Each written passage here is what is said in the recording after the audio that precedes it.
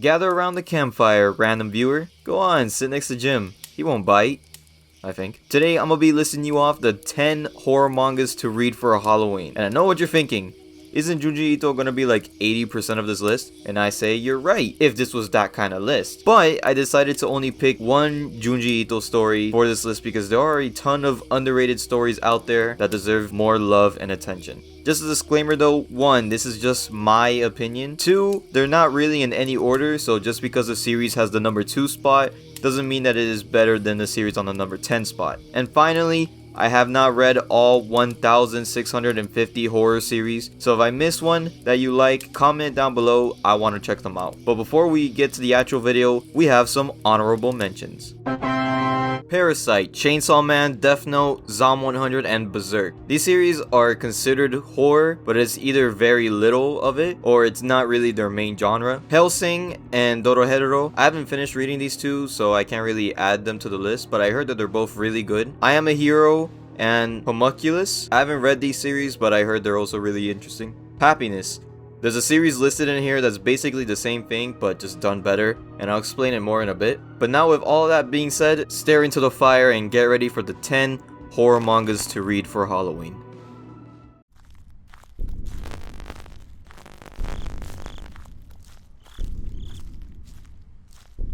Tokyo Ghoul is just a better happiness, and I'm technically breaking my own rule here, but Tokyo Ghoul isn't fully horror, but this is my list, so fuck off. Tokyo Ghoul is about a boy named Kaneki. After being attacked by a ghoul, he gets an organ transplant with the ghoul's organs, making him part human and part ghoul. Now being hunted down by ghoul investigators, he learns to become a ghoul without losing his humanity. Tokyo Ghoul has some psychological horror elements to it, as we see him struggling with becoming a ghoul, but the series does have some pretty horrific events and art designs just throughout the whole series. I suggest always reading Tokyo Ghoul rather than watching the anime. I mean, just look at this art though, like that's all I need to show you to convince you to read.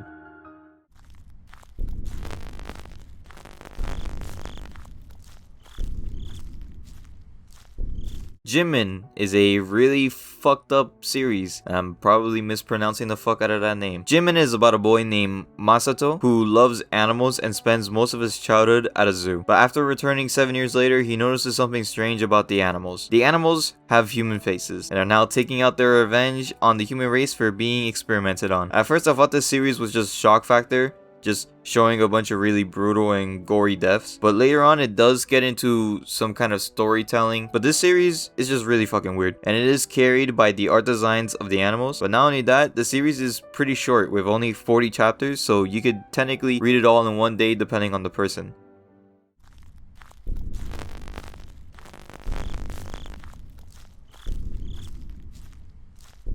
Out of all of the works Junji Ito has done, I'll always have to go with Uzumaki. It's probably his most popular story out and is even getting an anime adaptation soon. But Uzumaki is about this town and its people being obsessed with spirals. And the whole series is a collection of stories following Kiri and the town as they slowly become tangled up in its madness over spirals. And like any Junji Ito story, it's just really fucking weird. A lot of random weirdness, but for this story, all that random weirdness is all connected to the main plot. And let's not forget the insane art designs on all of the characters, all the sceneries, all of the creatures that show up, and of course all of the spirals. I definitely recommend this story to everybody. Non-horror fans, horror fans, definitely go check out Uzumaki.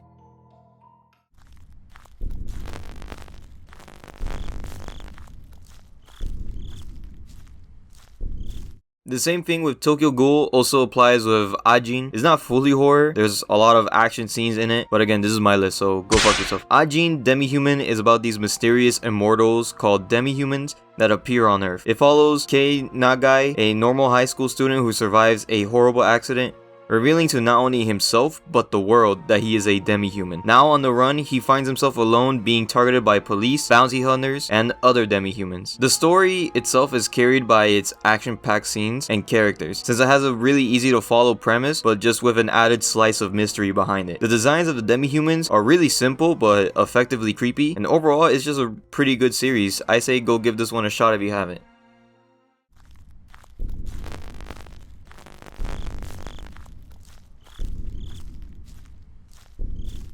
Another is a story about Kuchi as he's in a hospital for a collapsed lung. He meets this girl at the hospital who's wearing the same school uniform as him, called Mei. At school, his classmates treat Mei like she doesn't exist, but when his classmates begin to have horrific deaths, he begins to suspect that Mei is linked to them. The series is a classic. Most people getting into horror would start with this series, not for the manga per se, but for its anime adaptation, which I suggest people go check it out as well, since they're both as equally brutal and creepy. Also, the series has a pretty sick ass opening. The series is very creepily drawn, the characters are pretty memorable, and the deaths are insane. Like, what else would you want in a horror series?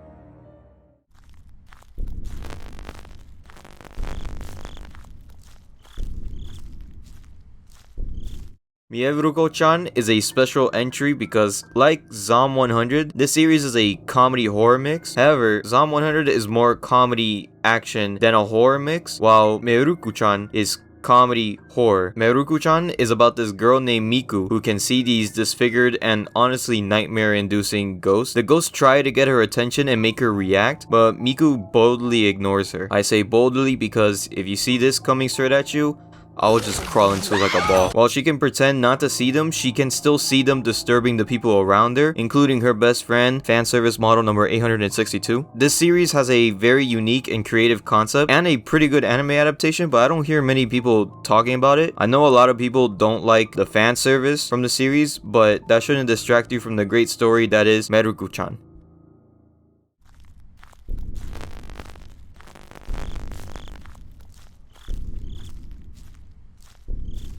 I've been starting to talk a lot about this series recently, and I think it's because I keep comparing it to Among Us. Doubt is about a cell phone survival game called Rabbit Doubt, where players are rabbits and they have to hunt down the wolf among them. Some of the players of the game decide to meet up in real life and have fun doing karaoke, until they wake up in an abandoned hospital and are now playing Rabbit Doubt, but in real life. This series is a full mystery horror and I love it. I know the author made a better series called Judge, but I haven't read it, so I can't really say anything on behalf of it. But I really enjoyed reading this series and uncovering the mystery as the characters do too. Go ahead and check out Doubt or Judge, whichever, and just leave me your thoughts in the comments.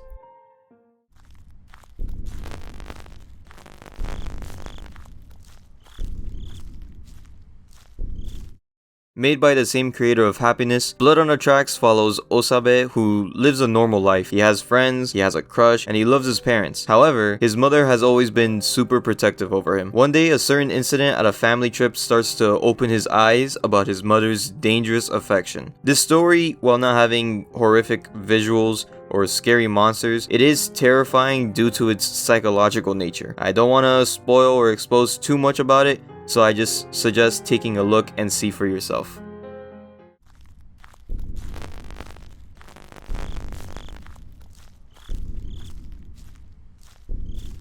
Probably the hardest to read and most gruesome series on this list, Signal 100 is about a group of high schoolers who are forced into a game where everyone is hypnotized to off themselves. They have to try not to trigger one of the 100 signals that kills them, while also not knowing what the 100 signals are. The signals, by the way, could be something like picking up a pencil, or sometimes they're even more extreme, like crying or laughing. This is probably one of the best horror series that I've read in a while, but sadly there's no physical copies in English, and the thing that carries the series is its deaths. They're so creative, it's not like a simple neck snap and then they're dead. But I won't spoil the deaths for you, you're just gonna have to read it and find out.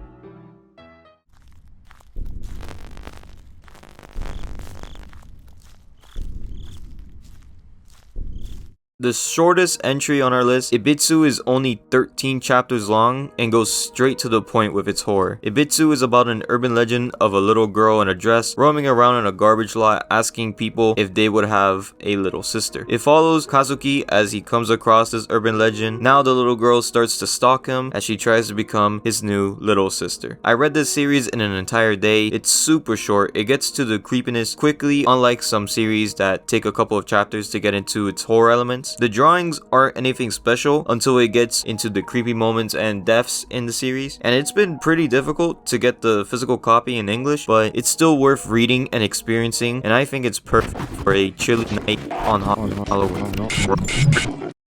Thank you guys for watching this video. I know I said this in the beginning of the video, but if there's a series that I forgot to mention, please leave it in the comments below. I'd love to read some new stuff for Halloween. If you enjoyed this video, please give this a like, hit that subscribe button, and turn on notifications so you won't miss an upload every Friday. Until then, I'll see you guys in the next one.